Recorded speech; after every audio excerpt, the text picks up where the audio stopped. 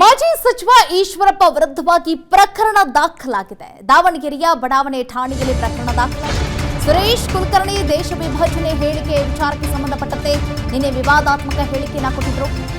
ವಿವಾದಾತ್ಮಕ ಹೇಳಿಕೆಯನ್ನು ನೀಡಿದಂತ ಕೆಎಸ್ ಈಶ್ವರಪ್ಪ ಇಂಥವರನ್ನ ಗುಂಡಿಕ್ಕಿ ಕೊಲ್ಲಬೇಕು ಎಂದಿದ್ದಂತಹ ಈಶ್ವರಪ್ಪ ದಾವಣಗೆರೆಯ ನಿವಾಸಿ ಹನುಮಂತರಿಂದ ದೂರು ದಾಖಲಾಗಿದೆ.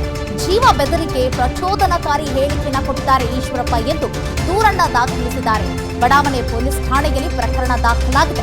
ಇಂಥವರನ್ನ ಗುಂಡಿಕ್ಕಿ ಕೊಲ್ಲಿ ಡಿಕೆ ಸುರೇಶ್ ಅವರು ದೇಶ ವಿಭಜನೆ ಹೇಳಿಕೆಯನ್ನು ಏನ್ ಕೊಟ್ಟಿದ್ರಲ್ಲ ಆ ವಿಚಾರಕ್ಕೆ ಸಂಬಂಧಪಟ್ಟಂತೆ ಆಕ್ರೋಶವನ್ನ ವ್ಯಕ್ತಪಡಿಸಿದ್ರು. ಅವರನ್ನ ಗುಂಡಿಕ್ಕಿ ಕೊಲ್ಲಿ ಅಂತಲೂ ಕೂಡ ಹೇಳಿಕೆಯನ್ನ ಕೊಟ್ಟಿದ್ರು.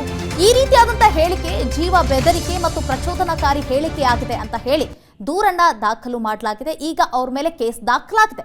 ಜೀವ ಬೆದರಿಕೆ ಮತ್ತು ಪ್ರಚೋದನಕಾರಿ ಹೇಳಿಕೆಯನ್ನು ಕೊಟ್ಟಿದ್ದಾರೆ ಅಂತ ಹೇಳಿ ಬಡಾವಣೆ ಪೊಲೀಸ್ ಠಾಣೆಯಲ್ಲಿ ಪ್ರಕರಣ ದಾಖಲಿಸಲಾಗಿದೆ.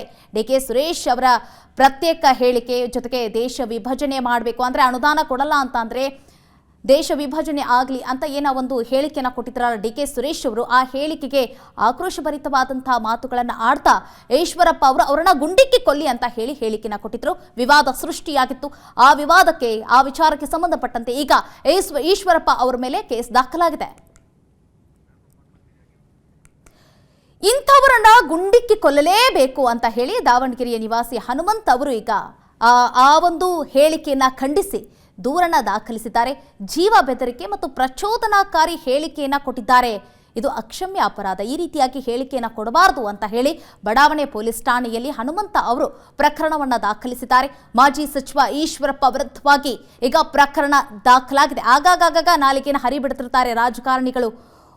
ಒಂದು ಹೆಜ್ಜೆ ಮುಂದೆ ಹೋಗಿ ಹೇಳಿಕೆಗಳನ್ನು ಕೊಡ್ತಾ ಇರ್ತಾರೆ. ಈಗ ಅದರ ಪರಿಣಾಮ ಅಂತಂದ್ರೆ ಅವ್ರ ಮೇಲೆ ಕೇಸ್ಗಳು ದಾಖಲಾಗುತ್ತೆ.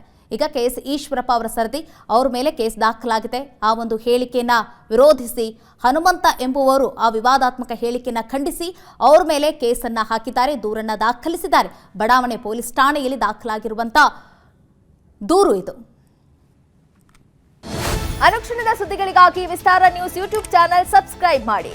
ಹೊಸ ಸುದ್ದಿಗಳ ನೋಟಿಫಿಕೇಶನ್ಗಾಗಿ ಬೆಲ್ ಐಕಾನ್ ಕ್ಲಿಕ್ ಮಾಡಿ. ಲೇಟೆಸ್ಟ್ ಅಪ್ಡೇಟ್ಸ್ಗಾಗಿ www.vistaranews.com ವೆಬ್ಸೈಟ್ಗೆ ವಿಸಿಟ್ ಮಾಡಿ. ಅಂಗೈಯಲ್ಲೇ ಜಗತ್ತಿನ ಸುದ್ದಿ ತಿಳಿಯಲು ವಿಸ್ತಾರ ನ್ಯೂಸ್ ಕನ್ನಡ ಆಪ್ ಡೌನ್ಲೋಡ್ ಮಾಡಿ.